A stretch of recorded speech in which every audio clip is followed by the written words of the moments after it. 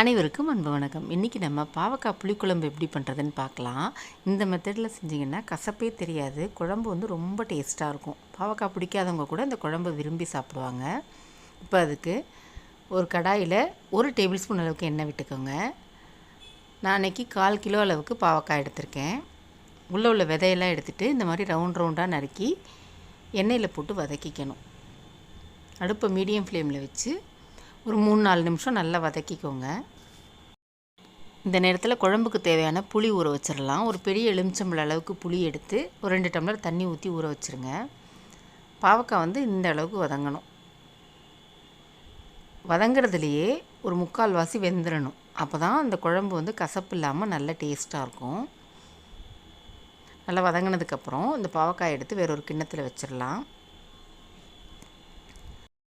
இப்போ அதே கடாயில் இன்னொரு 1/2 டேபிள் ஸ்பூன் அளவுக்கு எண்ணெய் விட்டுக்கோங்க.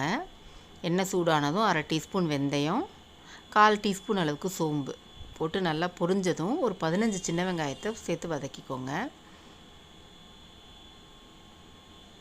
வெங்காயம் ஓரளவு வதங்கினதுக்கப்புறம் கொஞ்சமாக கருவேப்பிலை, 10 பல் பூண்டு அதையும் சேர்த்து வதக்கிக்கணும். கூடவே 2 பச்சை மிளகாயும் சேர்த்துக்கோங்க, நல்லாயிருக்கும். வெங்காயம் ஒரு நிமிஷம் வதங்கினதுக்கப்புறம் 2 தக்காளியை சின்னதாக நறுக்கிட்டு சேர்த்து வதக்கிக்கணும். வெங்காயம் தக்காளி நல்லா வதங்கணும். இப்போ அதுக்கு ஒரு 1/2 டீஸ்பூன் மஞ்சள் தூளும் இந்த குழம்புக்கு தேவையான அளவு உப்பும் சேர்த்து வதக்கணுன்னாக்க இந்த வெங்காயம் தக்காளி சீக்கிரமாக வதங்கும். 1/2 டேபிள் ஸ்பூன் அளவுக்கு கல்லுப்பு சேர்த்துக்கோங்க.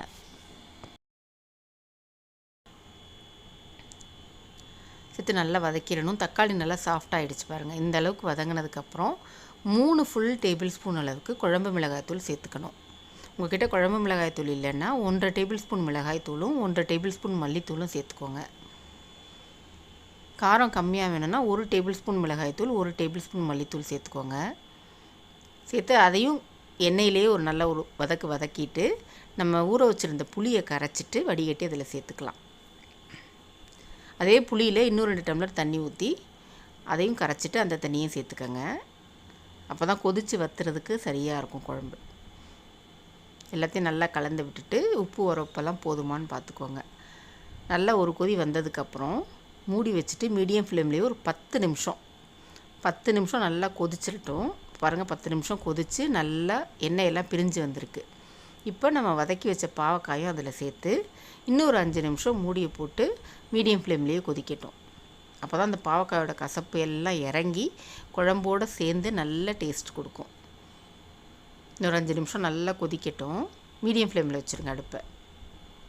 5 நிமிஷம் எல்லாம் சேர்ந்து கொதித்து பாருங்கள் எப்படி இருக்குது குழம்பு. எண்ணெயெல்லாம் பிரிஞ்சு வந்திருக்கு, குழம்பும் திக்காயிடுச்சு.